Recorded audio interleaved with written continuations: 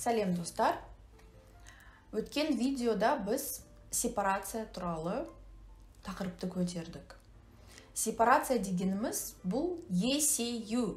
ECU, яғни ата-анамыздан эмоционалды, қаражатты, құндылықты ажырау деген сөзді білдіреді. Не просто физически ажырау, не просто басқа үйге көшіп кету, ал өзін эмоционалды бөлектенгенін сезіну, ата-анадан тәуелді болмау, ата-ананың ойынан, ата-ананың ашуынан қорықпау, және не только ата-ана, басқа адамдардан да қорықпау. Өзін қорқу вообще бұл детская эмоция, кішкентай баланың эмоциясы. Үлкен ересек адам, психологиялық жағынан дамыған адам, психологиялық жағынан даму деген бұл психикасы, ересек адамның психикасы деген сөз. Психикасы есейген адамның қорқыныштары болмайды. Тек стандартный қорқыныш бұл біздің инстинктеріміз. Мысалы, инстинкт самосохранения, өзін сақтау инстинкті дейді. Сол инстинкт бар, ал біреудің ойы, біреу не айтады маған, біреу мен туралы жаман сөз айтады, мені жақсы көрмейді деген сияқты қорқыныштар жоқ ересек адамда. Ол ондай нәрсеге вообще назар аудармайды. Үйлену өткен тақырыпта атап өткендей, ол үй құру деген сөз, бөлек үй құру. Ата-анамен тұратын балалар бөлек үй құрмаған. Олар сол ата-ананың үйіне қосылды деген сөзді білдіреді. Яғни ата-анаға жаңадан новый ребенок қосылды. Келін бұл, ата-анамен тұратын келін, бұл новый ребенок қосылды деген сөз. Бұл жерде ересек адамдар жоқ. Ересек тек ата-ана. Қазір түсіндірем неге. Мысалы, баяғыда бай жанұяларда не істейтін? Жас отау деп бөлек юрта соғылатын. Бөлек отау соғылатын. Сол отауда жастар өмір сүретін. Ата-ананың отауы да қасында болатын, бірақ олар сонда да бөлек семья болып есептелінетін. Ал кедей семьяларда ондай жағдай болмаған бөлек отау құруға.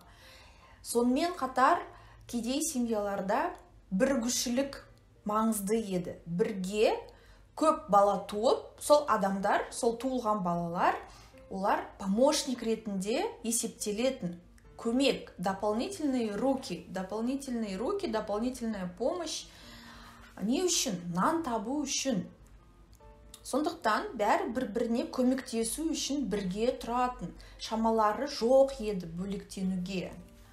Ал біздің мен қазір қазақ семьяларды айтып жатырмын. Біздің ата-бабаларымыз туралы айтып жатырмын.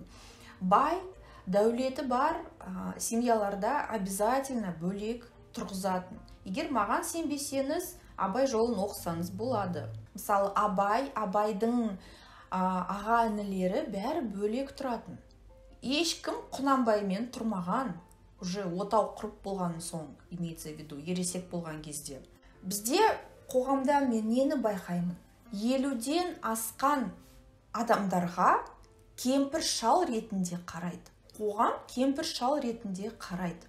Пенсияға шықса, әйел адам 58-де, ер адам 63-де. Пенсияға шықса, тіпті болды, кемпір шал болды деп крест қояды оларға, олардың өміріне. Уже все, списываются они. Уже пенсионер қолына түк келмейді, мен ата-анамды қолыма алам деп сондай оймен өмір сүреді, сондай оймен жүреді. Менің ойымша, 50-ден кейін өмір енді басталады. Балалардың есейген, балалар уже сепарация процесі басталды. Енді өз өміріне назар аударуға болады. Өзінің сүйікті, қызықты тірліктерімен айналысуға, жаңа проекттермен айналысуға, путешествие, спорт, что-то новое, что-то для себя, внешность, красота. Соның бәрімен айналысатын құрбылармен общение. Мысалы, үйленген кезде, балдардың кішкентай кезінде құрбылармен араласуға қатты уақыт болмайды. Ал 50-ден кейін уже сол заттарға, сол нәрселерге уақыт пайда болады. Бұл өте күшті шақ менің ойымша.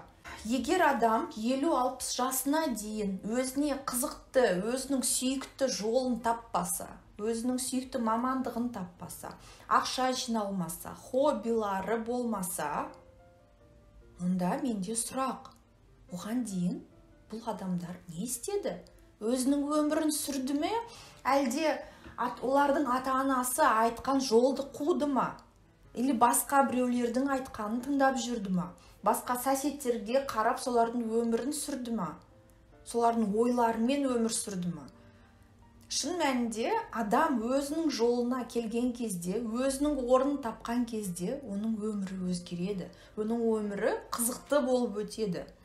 Психологиялық жағынан есейген адамға оның өзі жеткілікті. Не деген сөз бұл? Ол адамның өзінің сүйікті өмірі, сүйікті мамандығы, ақшасы бар деген сөз. Қызықты проекттері бар деген сөз. Бірақ это не значит, что оған адамдар керек емес, басқа адамдармен қарым-қатынаста болмайды. Жоқ, ондай емес. Ересек адамға өзі жеткілікті деген сөз, бұл басқаларға тәуелділігі жоқ. Басқалардың ойынан, мнениясынан, эмоциясынан, ақшасынан тәуелділігі жоқ деген сөзді білдіреді. Жастар айтуы мүмкін, қалай енді мен өзімнің ата-анамды тастап кетемін ба деп ойлайды. Тастап кетпейсің. Бірақ ата-ананы ерте кәртейтуге де болмайды, менің ойымша. Менсіз олар тіршілік жасай алмайды. Менсіз они пропадут без меня деген ойлар, мен даже бұл сөзді выписала.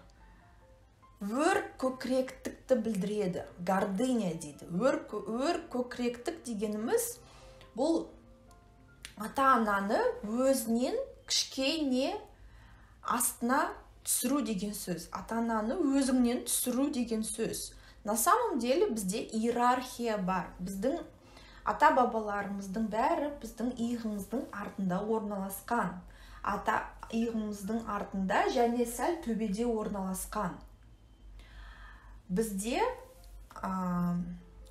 ата-анамыз бізден бір саты жоғары орналасқан. Яғни олар бізден үлкен, олардың жолдары бізден үлкен. Сол үшін оларды принижать етуге, менсіз сен тіршілік жасай алмайсың, сен кәрісің деген ойлар, бұл адамды принижать ету деген сөз, унижать ету деген сөз. Яғни адамның күші бар екеніне сенбеу. Ата-ананың күші бізден қайда көп. Мен қазір физически күшті ғана айтып тұрған жоқпын. Мен қазір олардың энергетикалық, эмоционалды опыт, жизненный опыт, соның барлығы күш ретінде қабылдану керек. Олар бізден қайда күшті. Сол үшін оларға осындай высокомерияны көрсету дұрыс емес менің ойымша. Ата-ана да 50, 60, 70 жасар ата-ана да өзінің өмірін өзі сүруге үйрену қажет. Қайта-қайта балаларын мазалап, оларға звондап, сен не істеп жатсың, сен маған қашан келесің, сен маған неге көмектеспейсің деген сөздер, бұл ата-ана мен баланың орны ауысып кеткен деген сөз. Обычно біз кішкентай кезімізге ата-ана қамқорлығын көрсетеді. Егер біз үлкен ата-анамызға қамқорлығымызды көрсетіп жатсақ, мама, сен тамақ іштің ба? Мама, сен киіндің ба? Мама деп қайта-қайта мамаға звондай берсек, біз қандай рөлге тұрамыз? Біз маманың мамасы сияқты, яғни біздің апамыздың рөліне тұрамыз. Ал егер біз өз орнымызды алмасақ, біреудің орнына тұрсақ, мысалы апамыздың орнына тұрсақ, не болады бұл кезде? Біздің орнымыз босап қалады. Яғни біз өз өмірімізді сүрмейміз. Сол басқа адамдарға қамқор болуға өмірімізді жаратамыз. Ал өзіңіздің өміріңізді кім сүреді? Өзіңіздің өміріңіз кімге керек? Сізден басқа ешкімге керек емес. менің ойымша ата-ана, кез келген ата-ана баланың өзінің өмір сүріп жатқанын көрген кезде қуанады. Здоровый, сау, психикасы сау ата-ана соған қуанады. Және өзінің өмірін өзі сүріп тұрады. Өзінің өмірінен өзі рахат алуға үйренеді. Вообще-то 50-60 жасқа дейін бұл нәрсеге уже үйрену қажет. Уже ондай навык болу керек. Мысалы, менің апам 83 жасында қайтыс болған. И сол возрастта 75-тен бері, даже жоқ, 70-тен бері, күйеуі қайтыс болғаннан бері өзі өмір сүретін. Өзінің өмірі қызықты болатын. Күнде бір нәрсе жасап жүретін әйтеуір. Құрбыларымен қарым-қатынаста болатын, далаға шығып тұратын, қонаққа барып тұратын. И күнде настроениясы, почти күнде настроениясы жақсы болып тұратын. Өзінің балдарымен тұрғысы келмейтін, келіндерімен тұрғысы келмейтін. Неге?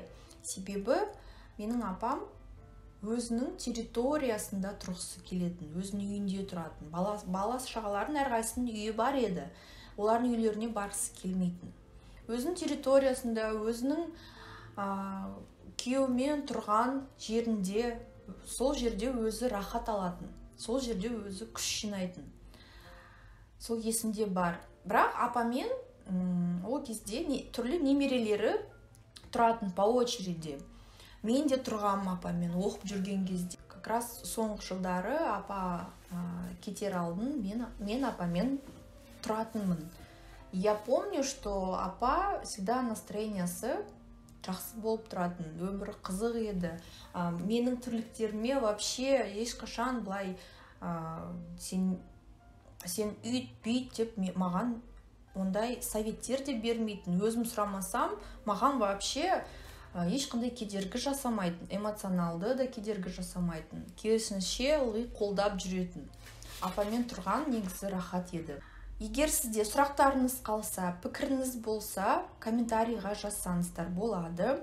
Сіздердің ойыңызша жаңадан жас отау ата-анамен тұру қажет па, әлде бөлектенген дұрыс па деп қандай ойдасыз? Сіздің мнениеңіз маған өте маңызды және өте қызықты. Итак, келесі видеода вообще өте деген сөзді көп айтады екенмін мен. Келесі видеода ене мен келіннің басы неге қосылмайды? Осы тақырыпты талқылаймыз. Как раз бұл да сол ата-анамен тұру туралы тақырыптың жалғасы десек болады, сепарацияның жалғасы. Ене мен келіннің қарым-қатынасы жақсы болудың қандай секреттері, қандай құпиялары бар екенін ашамын. Обязательно маған жазылыңыздар менің каналыма, лайк басуға ұмытпаңыздар, маған бұл өте маңызды. Маған консультацияға жазылатын болсаңыз, астына комментарийға немесе инстаграмға өтіп, директке жазсаңыз болады. Келесі кездескенше сау болыңыздар.